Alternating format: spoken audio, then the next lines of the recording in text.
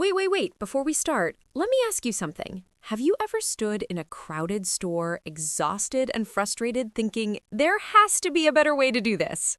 Or maybe you've clicked buy now online at 2 a.m. and immediately thought, did I just make a huge mistake? We've all been there. And today we're about to transform the way you think about shopping. Plus, we're packing this episode with incredible English vocabulary and expressions that'll make you sound like a native speaker. Whether you're a mall enthusiast or an online shopping fanatic, this episode is going to change everything. So stick with us for the next few minutes because what we're about to share will blow your mind. Trust me, you don't want to miss this. Hey everyone, I'm Emma, and I am absolutely thrilled to be here with you today. And I'm Ryan. Emma, I have to say, the energy in here today is incredible. I can already feel this is going to be an amazing episode. Right? I'm so pumped. Today, we're diving into something that literally every single person on this planet does, shopping. But wait, we're not just talking about any old shopping trip.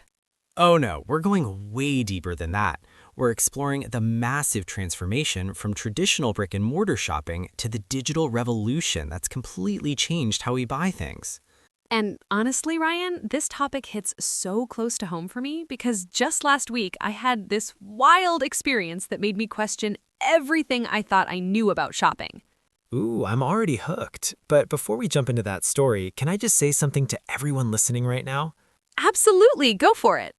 If you're new to our channel, first of all, welcome. We are so happy you're here. And if you've been with us for a while, you know it's coming. Oh yes, we'd absolutely love it if you could smash that subscribe button. Seriously, it helps us create more content like this for you. And hey, drop a like if you're enjoying what you're hearing. Share this with your friends, your family, that colleague who's always talking about their latest shopping haul. Oh my gosh, we all have that one friend, don't we? We really do. All right, Emma, I'm dying to hear about this wild shopping experience you mentioned. Okay, so picture this. It's a Friday evening, I'm exhausted from work, and I suddenly remember that my best friend's birthday party is literally the next day. Oh no, I can already sense disaster coming.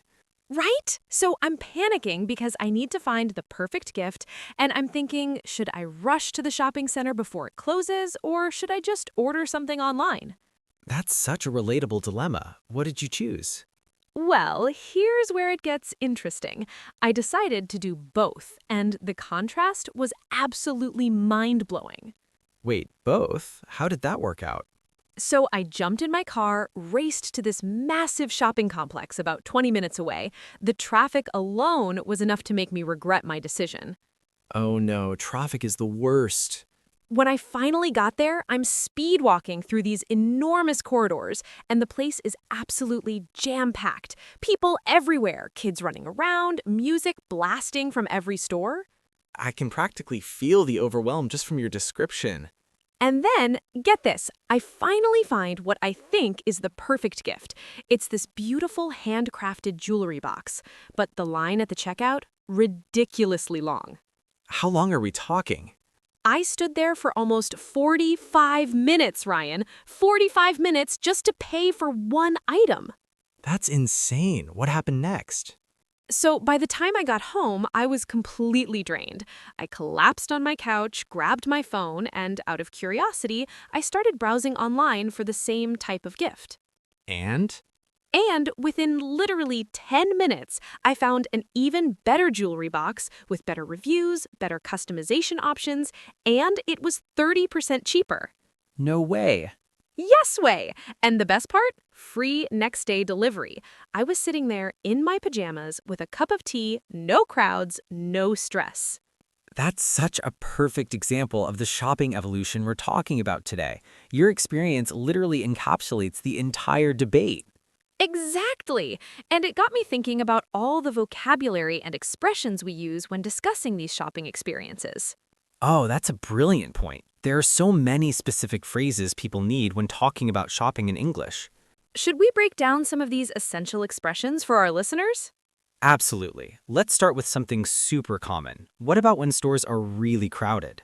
Great starting point. So instead of just saying many people, we have this fantastic expression. The store was absolutely heaving. Ooh, I love that one.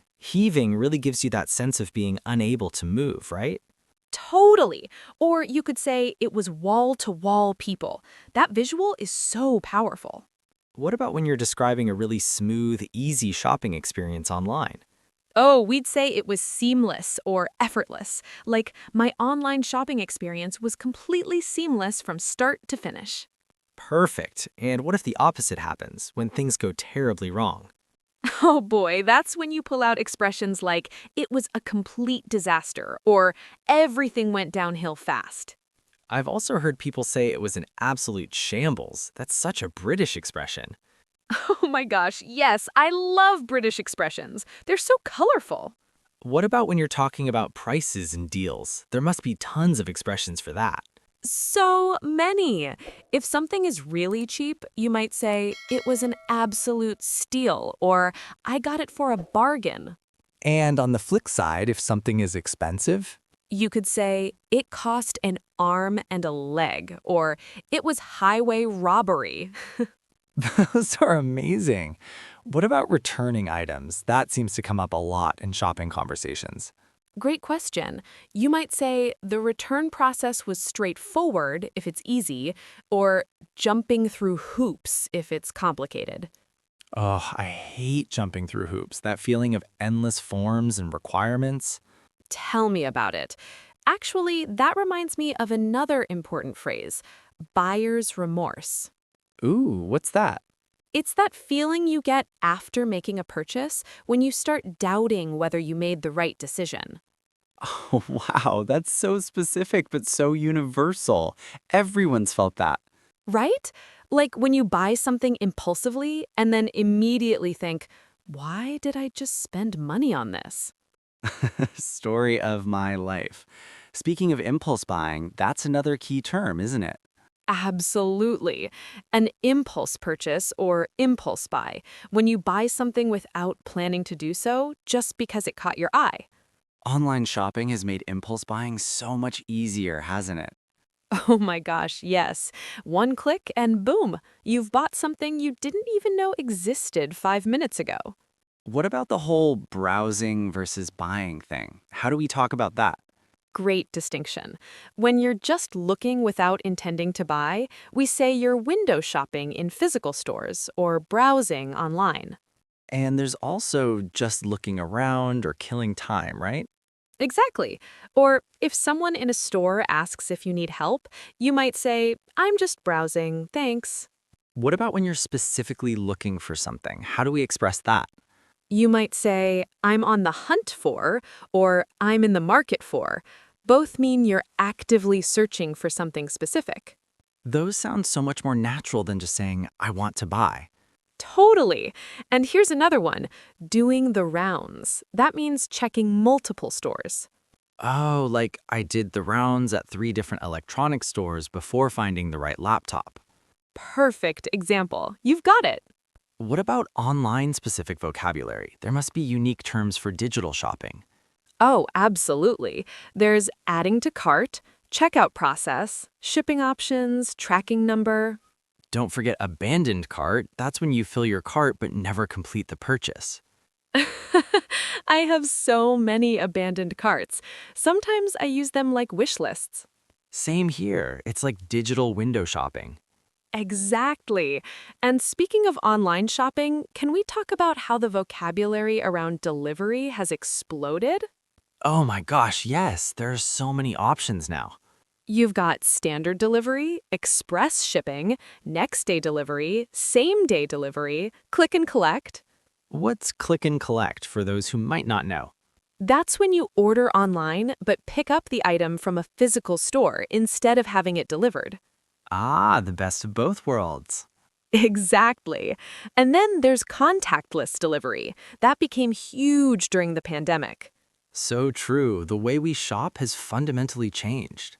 Speaking of changes, let's talk about the psychological language around shopping. This is fascinating. Ooh, I'm intrigued. What do you mean? Well, there are all these expressions about shopping behaviors and feelings, like retail therapy, using shopping to improve your mood. I definitely know people who practice retail therapy regularly. Right? And there's keeping up with the Joneses, buying things to match or exceed what others have. That's such an interesting cultural expression. And buyers beware, warning that you should be careful and do your research before purchasing. These phrases really capture the emotional and social aspects of shopping. Absolutely. Oh, and we can't forget splurging, spending more money than you normally would on something special. I love that word. I'm going to splurge on those fancy headphones. Yes, and the opposite would be being frugal or watching your pennies. What about when stores have sales? There's so much vocabulary around that. Oh, wow, yes. Flash sale, clearance events, Black Friday deals, buy one, get one free. Limited time offer while stocks last, doorbuster deals. We could do an entire episode just on sale vocabulary. We really could. What about the actual act of comparing options? How do we talk about that? Great question. You might say weighing your options, comparing features, or doing your due diligence. And if something meets all your criteria?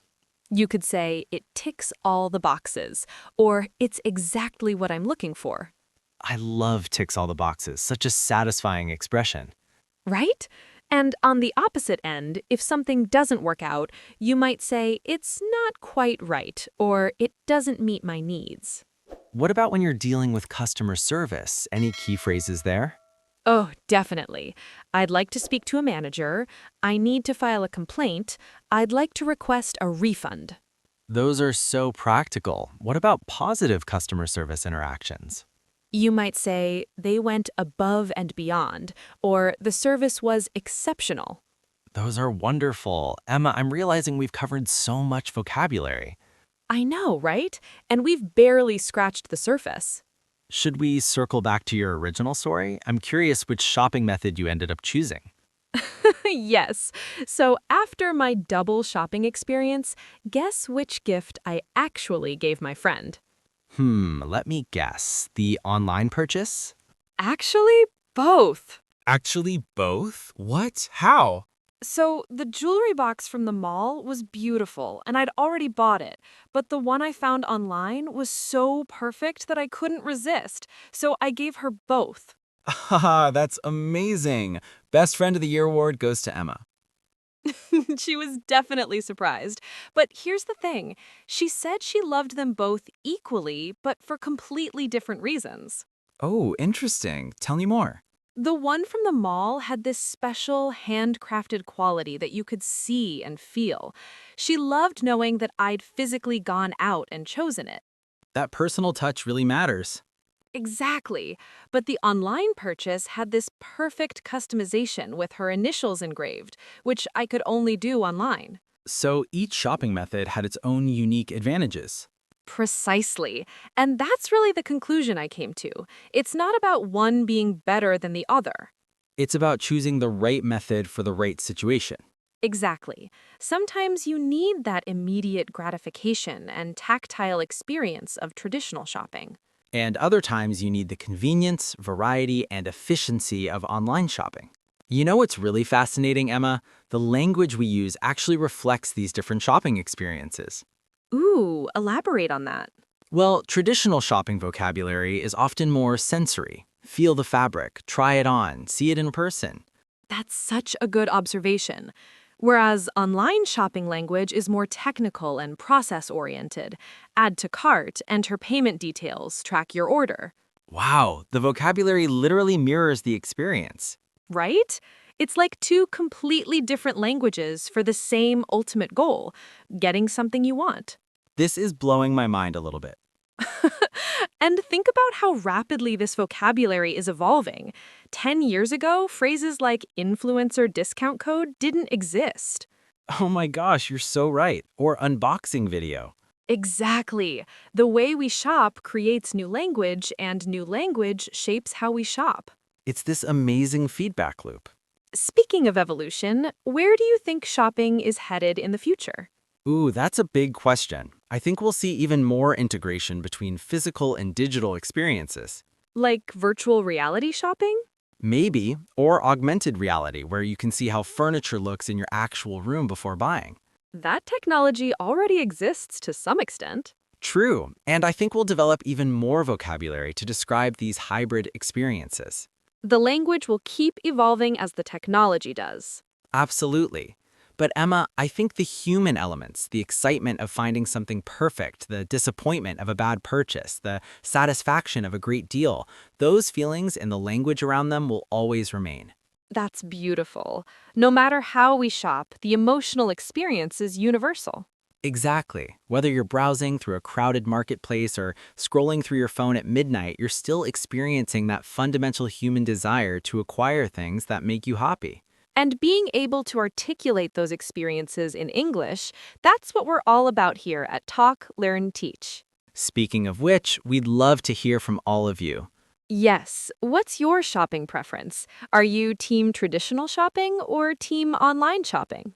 Or maybe you're like me and you appreciate both for different reasons. Drop a comment below and tell us about your most memorable shopping experience, good or bad. And share what vocabulary or expressions you learned today that you're excited to use. We read every single comment, and we love hearing your stories. Also, if you have friends or family who are learning English, please share this episode with them. The more people we can help on their English learning journey, the better. And don't forget to subscribe if you haven't already. We create new content regularly. We've got so many exciting topics coming up. Before we wrap up, Emma, do you have any final thoughts on our shopping discussion today? Just that I think the most important thing is being flexible and adaptable. Don't limit yourself to just one shopping method. Absolutely. Embrace both worlds and choose what works best for each situation. And keep building your vocabulary so you can express yourself clearly no matter what shopping scenario you find yourself in. Perfectly said. Thank you so much for joining us today, everyone. It's been an absolute blast talking about shopping with you all. Until next time, keep learning, keep growing, and keep shopping wisely. See you in the next episode. Bye, everyone. Take care.